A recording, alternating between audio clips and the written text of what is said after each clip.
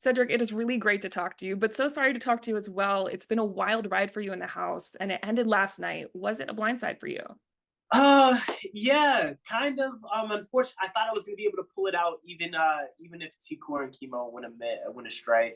But as you know, my demise inched closer. I felt that I was slipping through the cracks. So it was a blind side, but it was expected, I guess. So half and half, maybe. So you mentioned Chemo and T'kor. What were the biggest signs for you in the house that they might flip and might not be on your side and truly in lockstep with the collective? I just kind of knew that worst case scenario was myself sitting next to Ravina in the final two during eviction night.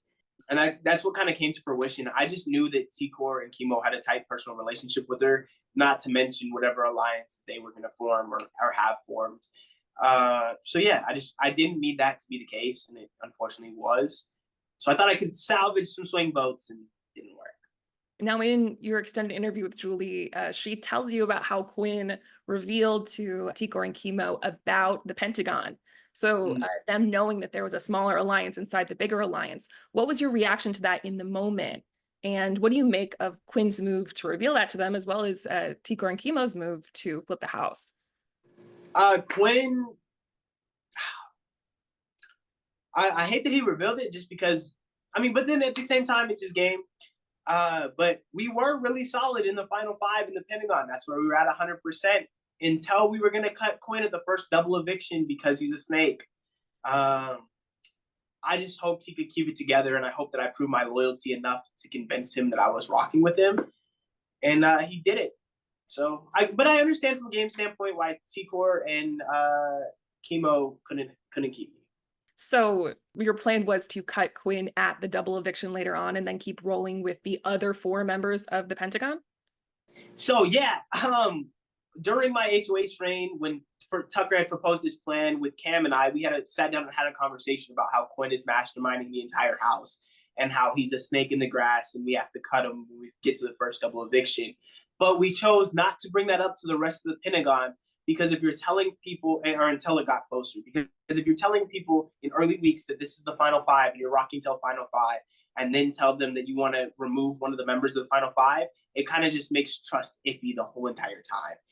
So yeah, that was the plan. We're gonna rock to the first double eviction, send Quinn out, and then rock with the four of us till the end. Now, you talk about T'kor. The dynamic between you, Quinn, and T'kor has been so interesting since everything that went down last week. How do Mm-hmm. you look back on your HOH reign? I wouldn't have changed my HOH week, funny enough. Quinn had his hands in the Pentagon, in the collective. So if I would have chose to like backdoor Quinn in a sense, if I would have chose to backdoor Quinn, I would have lost the Pentagon. I would have lost the trust of the collective.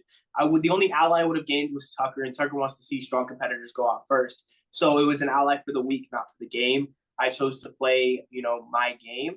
As for this week, in a week that I was almost certainly safe and did not need to volunteer for the block, yeah, I did it for more reasons. And if you would like to know more, I would love to know more. So can you break that down for anyone who might be a little confused about the move in your game? when I volunteered for the block, it was originally like, let's get T'kor out this week. We have the veto competition. We have the AI arena. I have two chances to pull myself off. If not, I have the votes to stay. And it very much turned to as well T'kor and Kimo's loyalty test because at this point, we didn't know that the deepfake HOH in Quinn wasn't going to have a vote. So even if T'kor and Kimo went astray, we would be able to tell by the votes, like, look, when I stay, we have to cut T'kor and Kimo. Then we bring in Leah with the intent of cutting Quinn, making Leah part of the Pentagon Final Five when Quinn leaves first double eviction, and then cutting Leah immediately, so making the Final Four the three C's in Brooklyn. Who do you think is playing a great game, and who do you think is playing a good under the radar game that you don't think other people in the house have clocked yet? I think that Chelsea is playing a really, really great game up until I was evicted. I'm interested to see how it turns from here, but I would argue to say Chelsea was one of the best players in the house. As for a low key under the radar game, I think arguably Joseph. Joseph is playing a really good strategic game in the house. T'kor and Kimo, their life is pretty much done in the game. Tucker's life is done in the game because he's going to get backdoored. He's too much of a threat to win the season. So that's Joseph has to be where I'm at. Leah, I don't know. Maybe Cam can carry her, but I don't foresee her winning either. So you say Tucker's life is done in the game because he's shown to be such a big threat, like a comp threat. Mm-hmm. T'kor and Kimo, because they made this big move so early, is that why you think that their life isn't that long in this game? No, because they're so close as a duo in T'kor and Kimo. It's a very easy, like, we're putting you two on the block because I know I'm not final two with you. And then once one's gone, they kind of very much depend on each other to gather information. That's their role in the game, is they're like the strategic, trustworthy spy players. So they depend on each other to gather information and bring it back to each other and decide which way they want to go with their move. But I don't foresee that lasting because neither one of them are really comp beasts, or they don't have any allies now. It was really touching to watch your reaction to the goodbye messages. Clearly, you built a lot of relationships in the house. Was there something that someone said that stood out to you most? The thing that got me, three things that got me were Kimo saying he knew about the Pentagon, which just kind of confirmed suspicions. Quinn saying that his high school is better than mine, and Joseph saying, if you're watching this, someone flipped on the vote. I don't know what happened, and he flipped on the vote.